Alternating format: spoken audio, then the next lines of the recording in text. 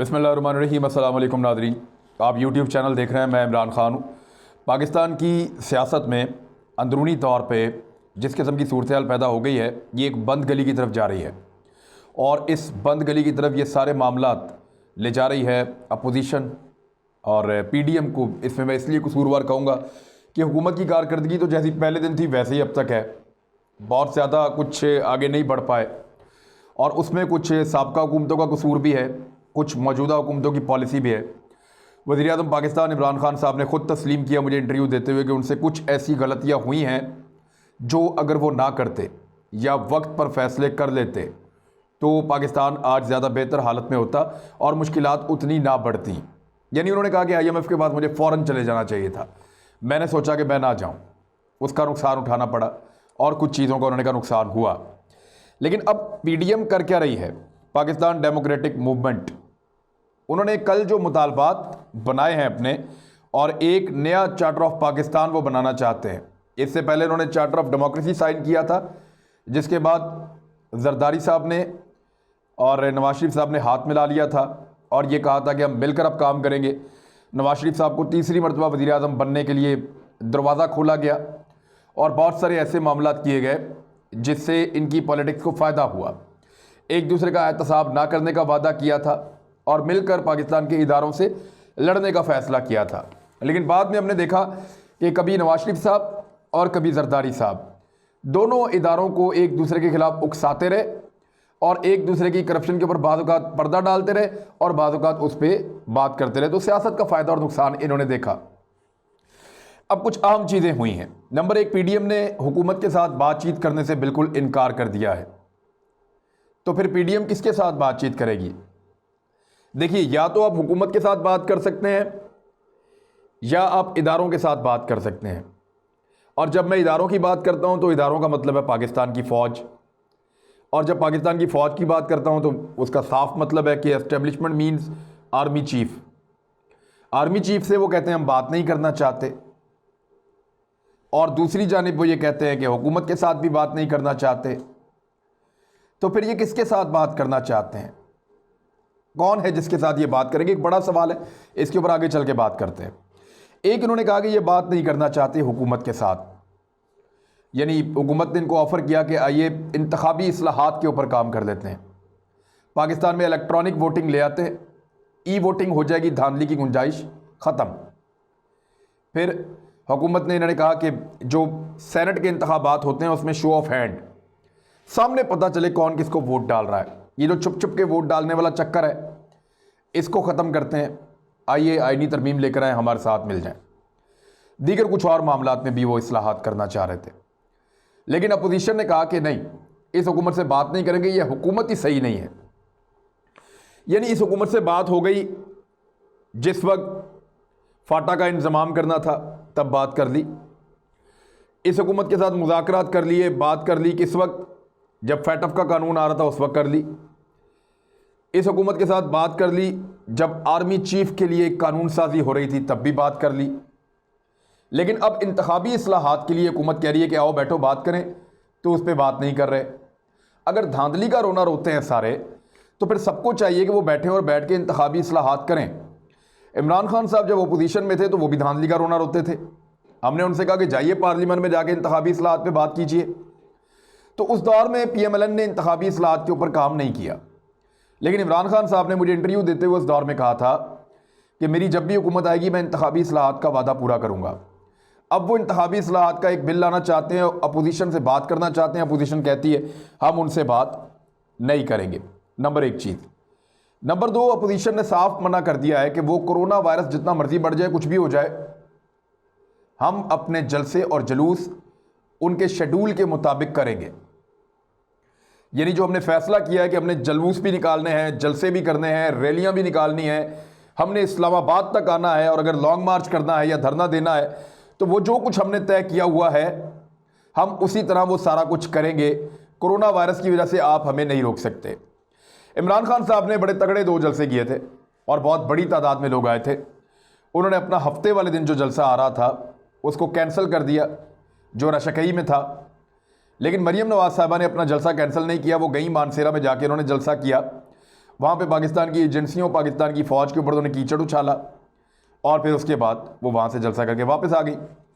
अब मरीम नवाज साहबा वही कह रही हैं जो नवाज शरीफ साहब उनको कह रहे हैं, और वो उसी डगर पे चल रही हैं जिस पे ये अपोजिशन में आकर अक्सर चलते हैं कि हमें क्यों निकाला, हमें मौका दीजिए, हम सबसे अच्छे हैं, हमारे अलावा कोई और आएगा तो फिर वो धांधली करके आएगा, और अगर कोई और आएगा तो उसको हम काम नहीं करने देंगे। बहरहाल ये बात की बात है, लेकिन उन्होंने कह दिया जी कि हम नहीं। अब आप याद करें ज़रा, आप फरवरी, मार्च, अप्रैल और मई के महीने जब इमरान खान साहब कह रहे थे कि मैं कुछ इंडस्ट्रीज़ को बंद करूंगा और कुछ को नहीं करूंगा, जब वज़ीर-ए-आज़म पाकिस्तान कह रहे थे कि मैं मज़दूर को काम करने से नहीं रोक सकता, जब वज़ीर-ए-आज़म पाकिस्तान ये कह रहे थे कि मैं सब कुछ बंद नहीं कर सकता, हाँ स्मार्ट लॉकडाउन करूंगा, कुछ एरियाज़ को बंद करूंगा, कुछ को, तो अपोजिशन ये कह रही थी कि स्मार्ट लॉकडाउन क्या होता है, ये तो कोई टर्म ही नहीं है, लॉकडाउन या होता है या नहीं होता, आप लोग मर जाएंगे कोरोना से, उनको उनके घरों में बंद कीजिए।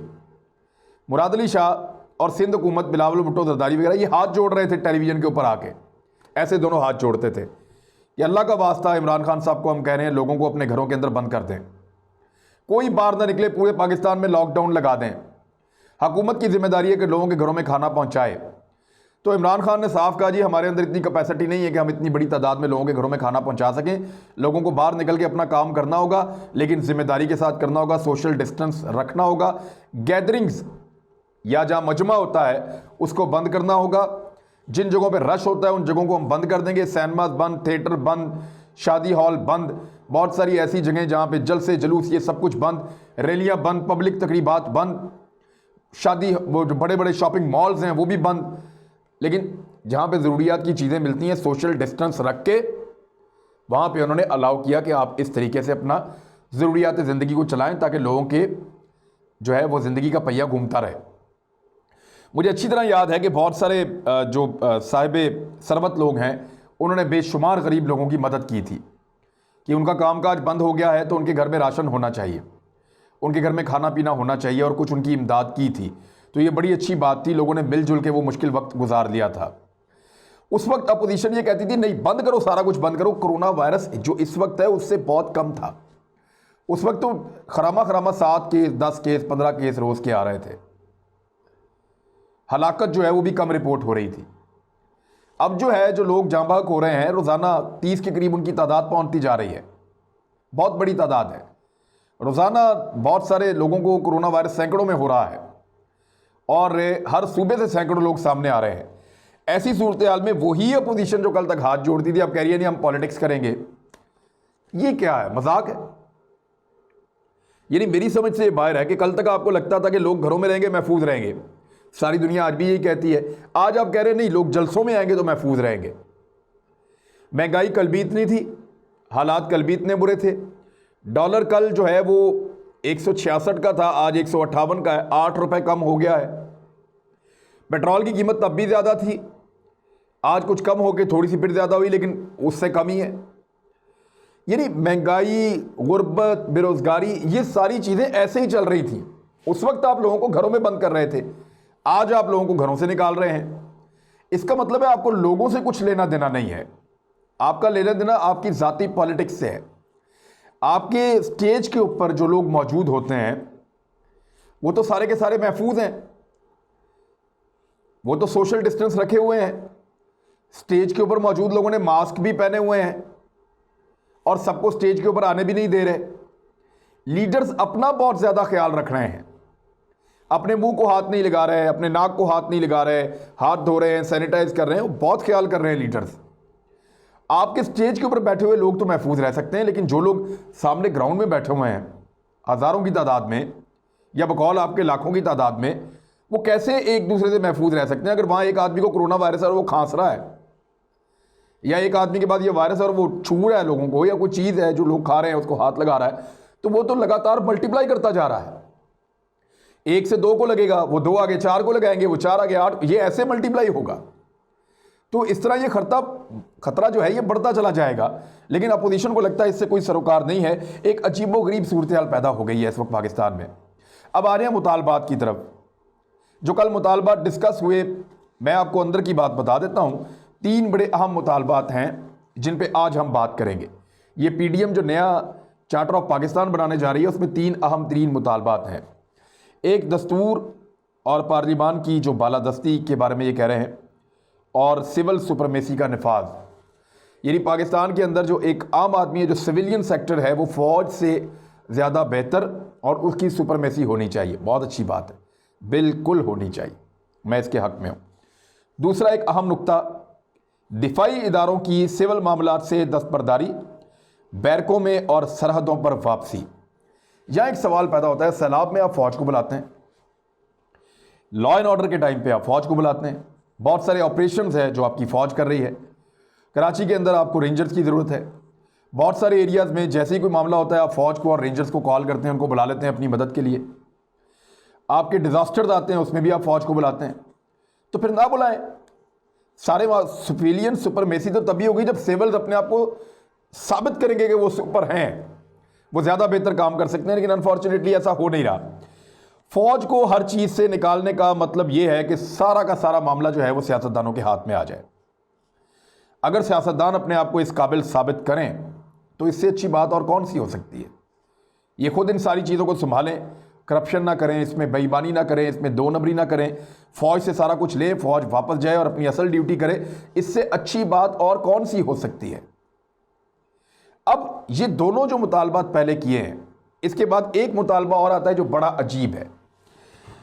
वो कह रहे हैं कि 25 जुलाई के जो इंतखाबात हुए हैं 2018 में, वो इंजीनियर्ड हैं, कंट्रोल्ड हैं, उनको कलअदम करार दिया जाए, मुदाखलत के बगैर नए इंतखाबात कराए जाएं, यानी फ़ौजी मुदाखलत ना हो, और इत्तफाक़े राय से नई हुकूमत बना दी जाए, जो जिसको नई जो हुकूमत बनती है इंटर्म पीरियड के लिए, या जिसको हम कहते हैं कि निगरान हुकूमत, वो इत्तफाक़े राय से एक नई निगरान हुकूमत बनाई जाए।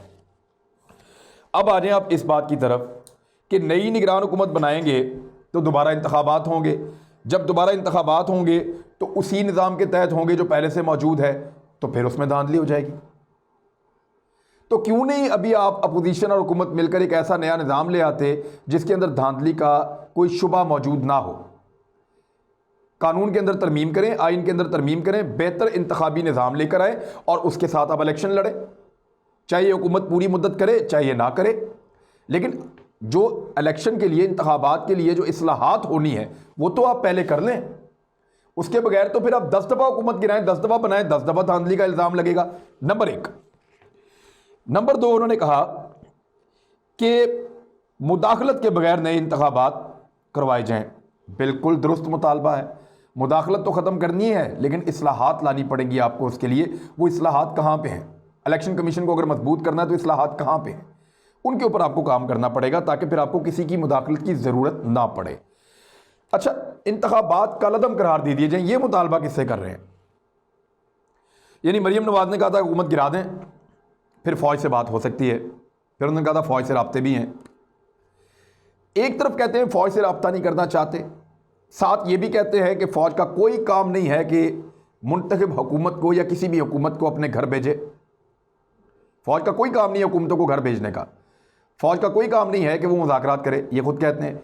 दूसरी जानिब मुज़ाकरात भी करते हैं और मुतालबा भी करते हैं कि हुकूमत को घर भेजो, फिर आपसे बात करेंगे। यानी ये एक दोगली पॉलिसी है। इससे समझ सिर्फ इतना आ रहा है कि इस वक्त इमरान खान की हुकूमत को हर हाल में हटा दिया जाए। इस हुकूमत को हटाकर एक निगरान हुकूमत लेकर आई जाए और पुराने निज़ाम के तहत एक इंतखाब करवाया जाए और उसमें फ़ौज को बाहर रख के जितनी हो सके धांधली की जाए और फिर वो पार्टियां दोबारा बरसरे इक़्तिदार आ जाएं जो पहले बड़े लंबे अरसे से इक़्तिदार में रही हैं, चाहे उनको मिलकर हुकूमत बनानी पड़े। ये इस वक्त क्यों किया जा रहा है? देखिए, जिन इंतखाबी इस्लाहात की बात इमरान खान कर रहा है, उसकी मौजूदगी में जो रवायती पुरानी पॉलिटिकल पार्टीज़ हैं उनके लिए इक़्तिदार में आना नामुमकिन हो जाएगा मुस्तकबिल में। ये जो मौरूसी सियासत है उसका दरवाज़ा भी बंद हो जाएगा। फिर इमरान खान जिस एहतसाबी निज़ाम की बात कर रहा है, अगर वो एहतसाबी निज़ाम बन जाता है, नई अदालतें बन जाती हैं एहतसाब की, प्रोसिक्यूशन बेहतर हो जाती है, सख्त कवानीन बन जाते हैं, तो इन सारी चीज़ों की मौजूदगी में बचना भी मुश्किल हो जाएगा। लिहाजा वाहिद मौका यह है कि इसी वक्त इमरान खान को निकाला जाए, चाहे उसके लिए पूरी की पूरी कौम को कोरोना वायरस के सपुर्द करना पड़ जाए, चाहे उसके लिए लोगों की जान चली जाए। चाहे उसके लिए पाकिस्तान के अंदर हालात बहुत ज़्यादा ख़राब करने पड़ जाएं, लेकिन अपनी बका के लिए इन पॉलिटिकल लीडर्स ने ये प्लान किया है कि ये बहुत ज़रूरी है कि इमरान खान को फौरी तौर पे निकाल दिया जाए। और मैं ये क्यों कह रहा हूँ आपको, इसलिए कि मेरे पास वो पेपर मौजूद हैं जो ANP लिख कर लाई थी, जो मुस्लिम लीग नून लिख कर लाई थी, जो पीपल्स पार्टी लिख कर लाई थी, जो मौलाना फजल रहमान साहब लिख कर लाए थे, और जो BNP लिख कर लाई थी। मैंने अपने सोर्सेज से इन सारी मालूमात तक रसाई की है कि ये जितने भी पॉलिटिकल लोग हैं ये क्या कुछ लिख कर लाए थे PDM की मीटिंग में। तो इन सब के अज़ाइम को अगर आप मिलाकर पढ़ें और फिर उसके बाद आप PDM का जो मुश्तरका एक मुतालबों की एक लिस्ट है उसको आप देखें, तो ये कोई चीज़ पाकिस्तान में तब्दील नहीं करना चाह रहे सवाए इमरान खान के। ये चाहते हैं कि ये बंदे की हुकूमत चली जाए, यही फौज चाहिए, यही इदारे चाहिए, यही निज़ाम चाहिए, यही इलेक्शन कमीशन चाहिए, हम इक़्तिदार में आ जाएंगे तो सब कुछ कंट्रोल कर लेंगे। ये है फुल एंड फाइनल, और ये है वो प्लानिंग जिसके तहत लोगों की जान को ख़तरे में डालते हुए आने वाले वक्त पे उनको सड़कों पे आने का कहा जा रहा है। मेरे ख्याल में ये वक्त है कि इदारों को और हुकूमत को अपना रोल प्ले करना चाहिए, क्योंकि लोग चाहे PMLN के हों, चाहे पीपल्स पार्टी के हों, चाहे ANP के हों, चाहे मदरसे के तालिबे इल्म हों, ये सब पाकिस्तानी हैं और बतौर पाकिस्तानी हुकूमत के आपकी ज़िम्मेदारी है इन सब की हिफाजत। अब तक के लिए इतना ही, अपना ख्याल रखिएगा, अपने इस चैनल का भी। अल्लाह हाफ़िज़।